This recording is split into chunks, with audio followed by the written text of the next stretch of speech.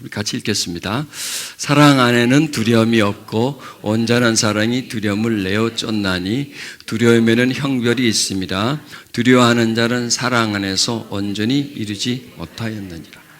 그리고 현대인들의 가장 문제점은 두려움이 많다는 겁니다. 이 두려움은 여러 형태로 변형이 됩니다. 분노, 우울함, 억울함. 이 부정적인 감정들은 그냥 어느 하나를 딱 잡으면 그것으로 끝나지 않고요, 계속 파생이 됩니다. 분노, 슬픔, 억울함, 아픔. 다른 말로 하면 상처, 우라, 한, 소름. 이런 것들이 우리 안에서 쫓겨나가야 비로소 우리가 자유해진다는 거죠. 이 두려움이 우리가 행복해지는 것을 막습니다. 하나님은 우리가 행복해지기를 원하거든요. 여러분 이런 말 들어봤어요? 나는 돈이 많아서 행복합니다. 나는 지식이 많아서 나는 참 행복합니다. 직위가 높아서 참 행복합니다. 그런 말 들어봤어요? 그래서 행복이 되는 게 아니에요. 난 돈이 많아 좋습니다. 나는 많이 배워서 똑똑해서 난 참 좋습니다. 이렇게 말하지만 그걸 갖고 나는 참 행복합니다. 이렇게 말할 수 없다는 겁니다. 이 저울입니다. 이쪽은 불행이고 저쪽은 행복입니다. 이제 평형이면 행복도 아니고 불행도 아닙니다. 그런데 이 불행이라는 이 영역에 뭔가 하나씩 올라가면 불행으로 내려가겠죠. 행복은 나와 멀어지겠죠. 이게 우리들의 내면입니다. 이게 태어날 때 행복하게 태어나는 것도 아니고 불행하게 태어난 것도 아니에요. 태어나서 그리고 점점점 살면서 내가 사랑을 못 받았어. 내가 막 학대를 받았어. 그것도 불행이라는 거예요. 내가 겪었죠. 지나갔죠. 그건 지나간 게 아니라 내 속으로 들어왔다는 거예요. 그럼 거기 하나가 요에 올라가는 거예요. 올라가면 어떻게 될까요? 당연히 수가 내려가겠죠. 또 행복은 뭐냐? 내가 막 사랑을 받은 거예요. 막 기뻐하고 만족하고 막 인정을 받고. 그럼 이게 하나씩 올라가면 또 행복이 점점 무거워지고 불행은 나와 조금씩 떨어지겠죠. 이게 행복, 불행, 저울이라는 겁니다. 과연 내 내면에는 이 행복과 불행 중에 어느 쪽이 더 무게가 있나? 다른 말로 한다면 내가 쭉 살아오면서 어떤 일을 많이 경험했나? 내가 살아오면서 행복하다라고 하는 일을 많이 만났나? 이걸 한번 계산해 보면 계산이 나옵니다. 종이 한 장씩 드릴까요? 계산하시기. 몇 살 때 대충 계산해 보시면 됩니다. 어느 쪽이 더 많은지. 이게 우리들의 스타트입니다. 그리고 지금 어떤 상태로 기울어져 있는지 그게 우리들의 내면의 상태고 우리 현시들이에요. 내면이라는 것이요, 참 복잡하고 신기한 겁니다. 이거는 내가 선택할 수 있는 부분이 아니에요. 누구든 다 행복하고 싶죠. 그런데 행복할 수 있는 조건으로 가기가 참 쉽지가 않다라는 거예요. 제가 아는 어떤 분, 딸 셋의 집안에 장녀로서 태어났습니다. 집안이 하도 가난해서 아버지는 노동일도 하고 어머니는 다니면서 이렇게 행상을 합니다. 그러니 자연히 이 맏딸이니까 어린 두 동생을 데리고 또 살림을 살죠. 그러다가 그 부모님이 그 집에서 아주 몇십 킬로 떨어진 곳에 한밭집을 운영을 합니다. 집 살림은 큰딸이 이제 맡아서 합니다. 가끔 한 번씩 들러서 양식이나 좀 팔아주고 가고 맡아서 이렇게 동생들 데리고 이렇게 삽니다. 그러다가 이제 간연한 나이가 돼서 이제 시집을 갑니다. 시집을 가는데 또 그 집도 아주 지지리도 못 사는 집입니다. 남편은 서울에 대학을 다니고 아주 시어머니가 아주 개팍한 성격이라서 말이죠. 가난하고 힘들고 박받고 남편은 그냥 방학 때는 한 번씩 잠깐 왔다 갔다 하는 그런 상황에서 삽니다. 여자분은 성장 과정이 어떻습니까? 불행하죠. 또 시집살이는 어떨까요? 또 불행하죠. 또 그분의 부부 생활은 어떨까요? 역시 불행이에요. 남편과 부인과의 그 학력 차이가 굉장히 차이가 많이 납니다. 그냥 불행합니다. 자, 그분에게로부터 자녀가 태어났습니다. 행복할까요? 불행할까요? 그분의 아들을 오시라고 그랬습니다. 어디 계시나요? 여기 있었는데 그분의 아들이 접니다. 저희 어머니 아버지 얘기를 잠깐 제가 해드린 거예요. 저는 저희 어머니가 행복해하는 적을 본 적이 없어요. 그런대로 그냥 밥 먹고 살았었는데 행복이 없었던 거예요. 저희 어머니 마음속에. 그러면 저는 행복이라고 느꼈을까요? No. 행복이 뭔지를 몰라요. 저도 웃어보질 않았어요. 어두침침한 그런 삶을 살았다는 거죠. 제가 왜 치유사역을 이렇게 하는지 아시겠어요? 눈치채셨죠? 이런 그 배경을 알기 때문에. 그리고 이게 지금 저의 얘기를 살짝 꺼냈는데 그분의 딸이 있는데 여기 다 와 있네 또. 아들도 와 있고. 우리들의 이 얘기는요, 조금 스토리가 조금씩 다를 뿐이지 종합해 보면 그 사람이 이 사람이고 그 사람이 이 사람이고 그 사람이 이 사람 다 비슷해요. 이게 제가 사역을 하면서 발견한 거예요. 내 얘기가 너의 얘기더라고요. 조금씩 다를 뿐이지 다른 옷을 입지 옷을 껍데기 딱 벗겨보면 다 그 아픔들을 우리 민족들은요 하나씩 하나씩 다 갖고 있더라고요. 근데 우리가 예수를 믿는데 그게 안 없어지더라는 얘기예요. 그 위에다 페인트 칠을 한 번 더 해주더라니까. 하나님의 자녀라는 칠을 한 번 더 하고 거기다 옷을 하나 더 입어주더라니까. 그런데 옷을 입으면 뭐합니까? 벗겨놓으면 그 인간인데 맨날 그 옷만 입고 있나요? 어떤 때는 그 옷을 벗잖아요. 그러면 내가 그대로 나온다는 거예요. 그래서 결코 우리한테 자유함이 없다. 여러분 예수님의 비유 중에 딱딱한 땅, 돌이 많은 땅, 가시가 많은 땅 한번 보십시오. 왜 딱딱할까요? 무관심, 무정함. 제 심정이 태어나서 부드러웠을까요? 딱딱한 땅으로 시작하는 거예요. 그 다음에 딱딱한 땅으로 시작하면 저절로 이게 부드러운 땅이 될까요? 아니에요. 딱딱한 다음 땅은 뭐예요? 돌땅. 기다리고 있어요, 돌땅이. 그럼 그 다음은 무슨 땅이에요? 가시와 엉겅퀴가 있는 땅이에요. 근데 거기다가 농부가 와서 막 씨앗을 갖다 막 트랙터로 그냥 갖다 퍼부어 그냥. 다 새 먹이가 돼버리지. 그래서 그 위에다가 씨를 뿌린다는 건 어리석은 짓이다는 거죠. 딱딱한 땅을 부드럽게 또 그 속에 있는 돌을 치우고 이미 오래전부터 거기서 살아가고 있는 가시와 엉겅퀴를 이렇게 빼내줘야 우리가 부드러운 마음이 돼요. 그래야 거기에 뭐가 뿌려져도 생명을 만들어내지. 그렇지 않고서는 그대로라는 얘기예요. 이걸 하나님은 그대로 두고 가시지 않는다는 겁니다. 그래서 하나님은 민족마다 다르게 역사를 하세요. 특히 우리 민족에게는요, 상한 마음의 치유. 하나님은 그걸 원하는 거예요. 하루아침에 딱딱한 마음이 안 됐죠. 하루아침에 부드러운 마음이 되는 게 아니에요. 그럼 우리의 딱딱한 마음이 생활 속에서 딱딱하게 돼버렸어요. 우리 내면을 한번 그려본다면요. 그리라면 그릴 수는 없어요. 그런데 어떤 형태로는 그걸 그릴 수가 있습니다. 딱딱한 돌 같은 거. 그 다음에 가시가 많이 꼽혀져 있는 형상. 왜냐하면 상처를 받죠. 그게 가시예요. 억울함을 받죠. 무시를 받죠. 예를 들어서 저리 가 한다더니 말이죠. 나가 이 꼴도 배기 싫어 하고 말 한마디 한다면 그게 말이 화살이에요. 다 꼽혀요. 마음속. 지금 우리 심령을 탁 열어보면 화살 돌집이라니까. 자, 이게 마음이라고 합시다. 화살 한 대 맞았어요. 관통을 하는 거예요. 그러면 화살이 하나 또 꼽혀 있죠. 이게 한쪽은 촉이고 한쪽은 이제 끝부분이고. 그럼 또 맞았어. 또 꼽혀 있죠. 이리 맞았어. 저리 꼽혀 있죠. 자, 어떤 모습이에요? 가시가 확 돋아나 있는 그런 모습이라는 거예요. 삶이란 뭐냐면 마음과 마음의 부닥침이에요. 그러면 상처 입은 사람과 부닥치면 찔릴 수밖에 없어요. 상처 많이 입은 사람이요, 상대방에게 되게 조심을 해요. 안 찌르려고. 그런데도 여러 방 찔렀어요. 또 본인도 저 사람 상처가 많은 사람은 안 찔려야지 해도요, 암만 조심해도요, 집에 와보면요 빵꾸가 뿡뿡뿡 나서 피가 질질 흐르고 있어요.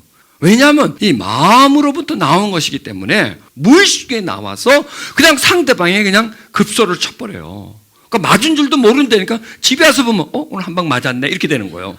준 줄도 몰라요. 가만히 생각해보면 오늘 많이 찔렀네 이렇게 나오는 거예요. 그냥 사랑함 속에 상처가 찌른다는 거예요. 상처 많은 사람도 그게 자체가 불행이고요, 부닥치는 사람도 그 자체가 불행이다라는 겁니다. 마음에 꼽히는 화살들이 그게 많을수록 우리는 힘들어진다는 거예요. 법안에서 나한테 있는 화살 숫자가 적어지는 거예요.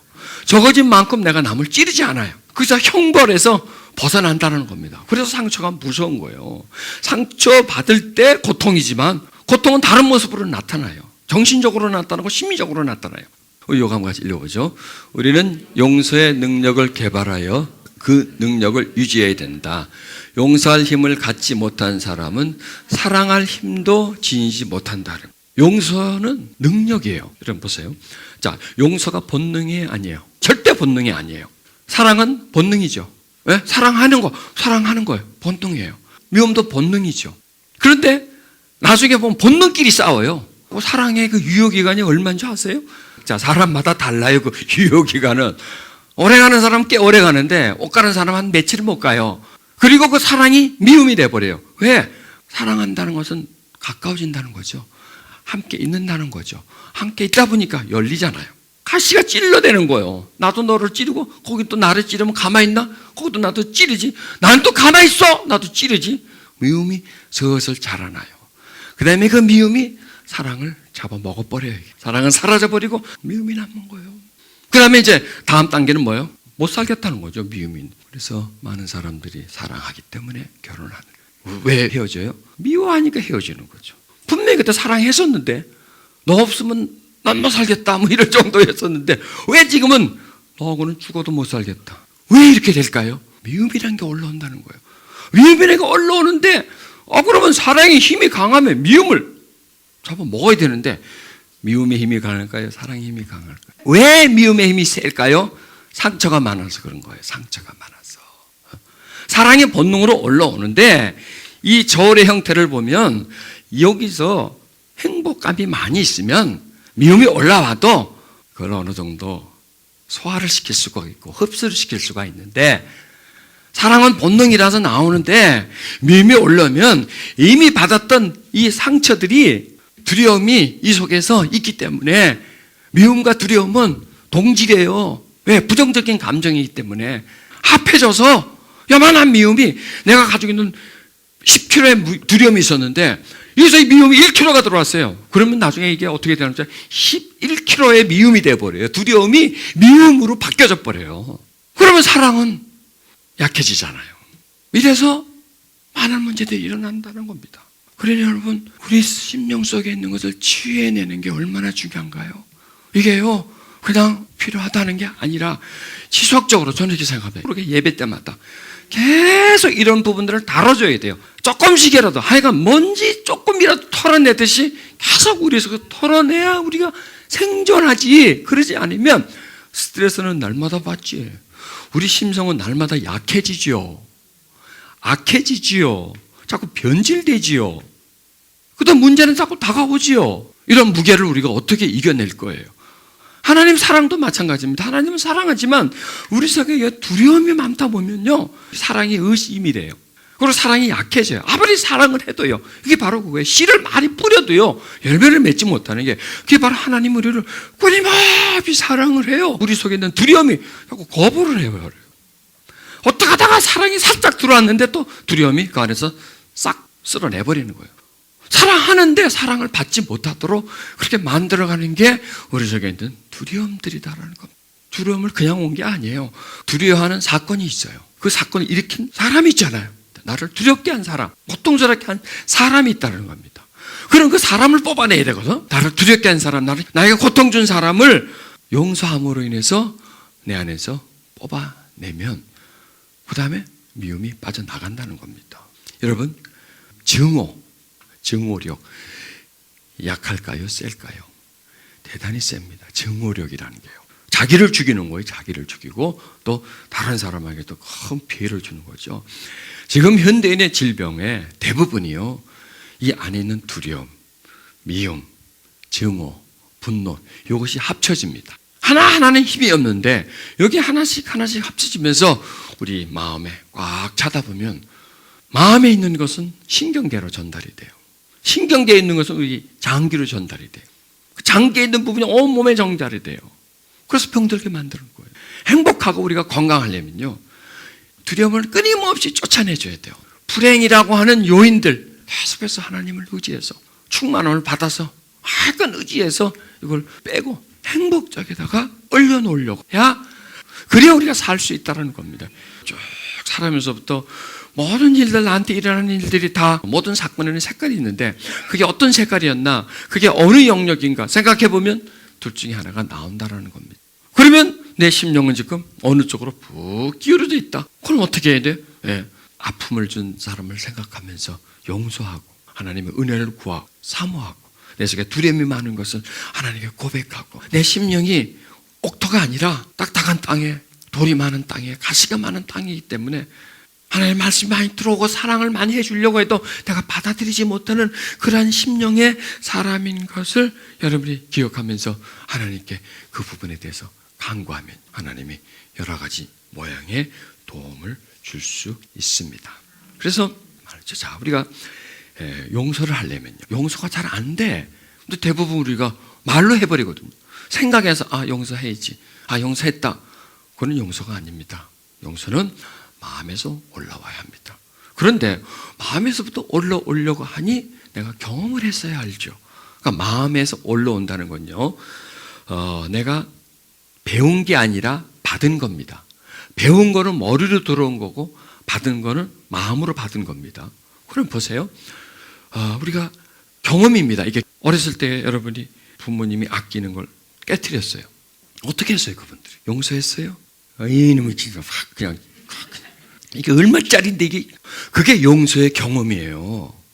그렇게 했는데 용서를 받았다면 내가 살아가다가 누가 나한테 그런 식으로 굉장히 나에게 피해를 줬을 때 용서하는 게 쉬워요. 그런데 그걸 경험하지 못하고 또 용서를 해주는데 너 한 번만 용서, 다음 그럼 너 가만 안 둬. 근데 다음에 그랬으면 이제 이거는 이제 다음엔 더블로 받는 거지 이제.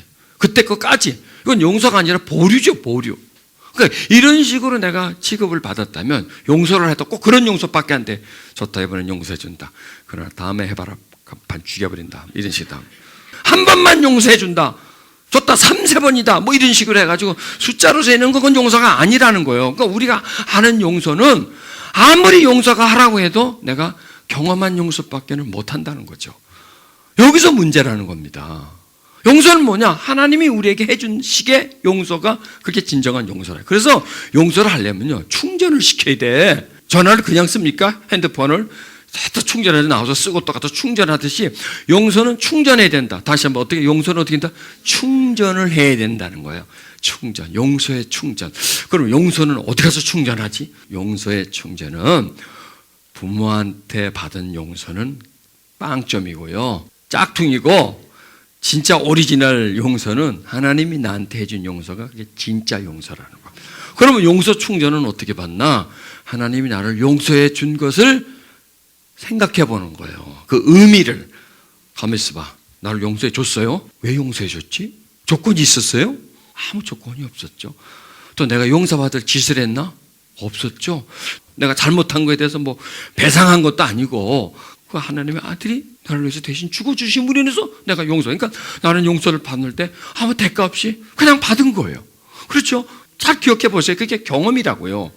내가 하나님에게 그런 용서를 받았다는 거죠. 그걸 내가 경험했다는 거죠.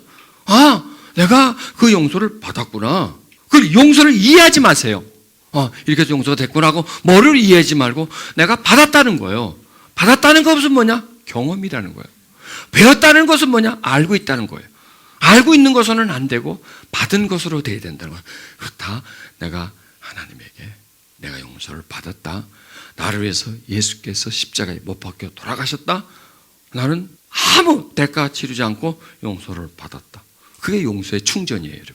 용서하기 전에 그냥 용서한다 하지 말고 용서를 충전시켜야 돼요. 용서가 온전한 사랑이에요. 온전한 사랑. 하나님의 온전한 사랑이 우리 안에 있는 두려움을 없애줘요. 자, 여러분 혹시 이런 두려움이 있습니까? 내가 무슨 죄를 지었는데 그것 때문에 언젠가 하나님한테 한번 맞을 것 같아. 그런 두려움이 있나요? 그것도 역시 두려움이에요. 왜 그런 두려움이 생겼는지 아세요? 부모한테 생긴 두려움이에요. 학교에서 점수를 받아왔는데 그걸 고쳤어. 고쳐가지고 빵점을 앞에다가 8자를 붙여서 80점을 해가지고 냈어. 그러냐 봤는데 이제 그 다음부터 죄책감이 나온다는 거야. 혹시 저걸 알면 어떡할까? 맞아, 죽을 텐데 내가 이런 거. 그렇죠? 해서 이제 넘겼어요. 넘어가고 이제 뭐가 있어요? 두려움이 있어요. 그런데 보십시오. 그리고 잊어버렸어요. 두려움은 어디 있어요? 아직도 있어요, 여기. 그게 신기한 거예요, 인간이라는 것은. 기억에는 그걸 잊어버렸는데 수십 년 전이고, 그리고 며칠 지나가면 난 잊어버렸는데 그때 마음에 있는 두려움은 여태 가지고 있어요. 그런 게 모여 있다고 한번 생각해 보십시다. 얼마나 그 두려움이 우리 안에 많겠어요. 우리가 있는데 왜 있는지, 어떻게 생겼는지 모르는 그런 두려움 참 많다라는 겁니다. 그런데요, 이런 경험들이 하나님과의 관계 속에서 그게 자꾸 죄책감이 오는 거예요. 그게 두려움이 와가지고 이 속에 남아있는 거예요. 하나님은 절대로 우리에게 두려움 갖기를 원치 않으세요. 잘못해도요, 잘못한 것으로 끝나지, 그걸 가지고 두려움은 뭐냐? 잘못한 후유증이에요, 그게. 잘못한 것에 대한 후유증이 계속 남아있는 걸 원치 않으신다는 거예요. 벌 받을까 봐 하는 두려움을 버려버리세요. 하나님 우리를 벌 주는 하나님이 아니라 사랑해주는 하나님이시다는 거죠. 우리 안에 존재하고 있는 두려움도 하나님은 없애준다는 겁니다. 무엇으로서? 온전한 사랑, 그게 용서예요. 내가 너를 용서했다라는 거예요. 어디까지? 끝까지. 몇 번? 무한리필입니다. 무한리필. 끊임없이 내가 너를 용서해준다는 거예요. 그래서 하나님의 사랑이 무한정으로 가는 거예요. 뭐가 있기 때문에? 용서가 개입되기 때문에. 아까 말씀드렸잖아요. 사랑은 있는데 사랑이 미움이 된다는 거예요. 왜 미움이 돼요? 잘못하니까. 내가 너를 사랑했는데 잘못했어요. 180도로 바뀌어버려요. 사람은요. 사랑하다가 미움이 되는 건 그렇게 순식간이에요. 그런데 하나님은 우리를 사랑하시는데 그 사랑이 온전하다는 것은 뭐냐면 흔들리지 않는다는 거예요. 사랑이 가다가 툭 아래로 떨어진대. 100도가 막 70도로 50도로 그냥 팍 식어버린다든지 말이죠. 사랑이 그냥 막 아름답게 피다가 확 쭈그러진다든지 이런 게 아니다는 거예요. 그냥 핀 그대로 그 온도 그대로 진행한다는 겁니다. 왜 그럴까요? 하나님은 어떻게 그 하나님의 사랑은 계속해서 지속적이 될까요? 용서가 개입되기 때문에 그래요. 사람은 어때요? 사랑하는데 미워해. 용서를 안 하니까 사랑이 미움이 되어버린다. 하나님의 사랑은 용서가 계속 연료 공급을 해준다는 거예요. 그러니까 계속 하나님의 사랑은 계속 날아가는 거예요. 끊임없이. 우리들의 사랑은 어떤가요? 사랑하는데 가다가 불시착을 한다는 겁니다. 용서가 없었어. 용서가 없었어. 여러분, 인간관계 속에서요, 용서만 계속해서 공급되면요, 어떤 관계든지요, 오래가요. 안 식어요. 왜? 서로 사랑합시다. 사랑합시다. 그런데 싸가지 없이 하면 어떡할 거야? 상처 주면 어떡할 거야? 후속 조치가 없어요. 그래서 서로 사랑합시다는 말보다 서로 용서합시다가 맞아요. 용서하다 보면 사랑이 나와. 용서합시다. 사랑이라는 말보다 더 소중한 말이 나는 용서라고 생각해요. 왜? 용서가 빠지면 사랑은 시들어버리기 때문에 우리에게 사랑합시다 보다는 서로 용서합시다. 서로 용서합시다. 왜? 우리는 문제아들이거든요. 전부 다 우리는 상처 많은 사람들이기 때문에 찌른다는 거예요. 실수한다는 거예요. 그러면 그랬을 때 어떻게 할 거냐? 후속 조치가 뭐냐? 용서다라는 거죠. 용서해서 계속 가다 보면은 사랑은 지속된다는 겁니다. 그래서 너무 사랑에다가 치중하다 보니까 용서를 자꾸 이렇게 분실하는, 사랑하기 위해서는 용서가 계속 그것을 후속 받쳐줘야 하기 때문에, 그래야 내가 용서받고 또 용서해주고 용서받고 용서해주고 하다 보면 우리 안에서요 두려움이 없어져 버려요. 그리고 성품이 용서의 성품, 그러면 그게 사랑의 성품이 점점점 바뀌어진다는 겁니다. 그래서 우리가 용서를 받았다고 하는 그 의미를 항상 기억해야 돼요. 그래서 하나님은 사랑이시다, 이 말을 다른 말로 설명하면 하나님은 용서이시다. 용서가, 십자가가 용서거든요. 십자가는 용서다. 용서의 상징이다. 그래서 기독교의 상징은 십자가고, 그리고 그 십자가를 다른 말로 하면 용서다라는 거죠. 그리고 그 용서 속에서 뭐가 피어나와요? 사랑이 피어난다는 거죠. 용서는 씨앗이고 사랑은 열매다라는 겁니다. 그래서 용서가 너무나 중요하다는 거죠. 하나님 앞에 내가 용서를 받았다는 걸 잊어먹고요, 그 다음에 내가 다른 사람을 용서한다는 걸 잊어버려요. 그러면요 사랑이 없어져 버려요. 반드시 사랑에는 용서받은 의미가 필요하다는 것. 그리고 내와 네가 사랑하려면 용서가 뒷받침해줘야 사랑이 계속 보존된다고. 시간 날 때마다 생각하세요. 나는 용서받았다. 십자가의 보혈의 공로는 나는 용서받았다. 사랑하려면 용서해야 된다. 용서 없는 사랑은 없다. 여러분 다 상처를 받았습니다. 빨리 치료해야 될 거 아니에요, 상처를. 그게 용서라는 겁니다. 더 이상 피해를 보지 않게끔 빨리 정리를 해버린다는 겁니다. 그래서 더 이상 2차, 3차에 때 피해가 가지 않도록 빨리 정리해서, 그러면 회복이 빠르죠. 한방 몸에 어떤 이상이 있을 때 빨리 어떤 처리를 하면은요. 그리고 또 용서는 예방의 능력이 있습니다. 이렇게 자꾸 용서를 하다 보면 상처를 안 받아요. 왜? 그래서 먼저 그냥 저 인간 오늘 싸가지 없이 할 것 같다. 그럼 먼저 용서해버리자. 미리 예방 주사를 맞아버릴 수 있잖아요. 그냥 용서를 그냥 선불로 해버리는 거죠. 선불. 이렇게 용서를 다양하게 이제 용서의 기술자가 되는 거예요. 용서를 사용하려면 충전을 시켜야 될 거 아니야. 왜 나를 사랑하는지 하나님이 싸가지 없이 하는지가 하나둘이에요. 우리가 이상하다. 내가 그렇게 싸가지 없이 했는데 어떻게 나를 사랑하지? 용서했기 때문에 그분이 나를 끊임없이 사랑하는 거예요. 그래서 용서가 배제되면 사랑은 없어요. 사랑은 떨어져요. 자, 여러분 용서를 충전하시고 여러분 용서할 사람 있죠? 용서할 사람을 용서하십시다.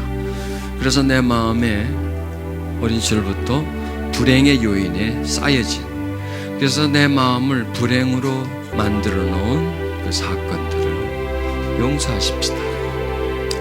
그분이 아버지도 좋고요, 어머니도 좋고요, 누구도 좋습니다. 나를 힘들게 한 사건, 나를 고통스럽게 한 사건을 용서하십시다. 그런데 용서를 하려고 하니까 충전을 시켜야 됩니다. 용서의 힘은 충전한 다음에 나옵니다. 그 용서의 충전은 십자가입니다. 내 마음에 짐으로 남아있는, 아픔과 불행으로 남아있는 내 마음을 무겁게 하는 어떤 사건인가요? 그 사건을 기억나게 해주시고 내 속에 있는 무거움을 드러낼 수 있도록 도와주십시오. 나는 용서를 받았습니다. 나는 하나님께 용서를 받았습니다. 아무 공로 없이 그분의 용서를 받았습니다. 그런데 나는 지금 용서 못할 사람이 있습니다. 오늘 그걸 한번 넘어가 보십시오. 꼭 용서할 사람이 누군가요? 하나님, 알게 해주세요. 내 마음에 형벌처럼 남아있는, 괴로움처럼 남아있는 내면 속에 있는 아픔이 무엇인가요? 알게 해주세요. 그리고 치유하게 해주시옵소서. 용서받음을 믿습니다. 내가 용서받은 자임을 믿습니다. 용서받은 사실을 기억하고 그 마음에 채우고 그 힘으로서 용서를 하게 해주시옵소서.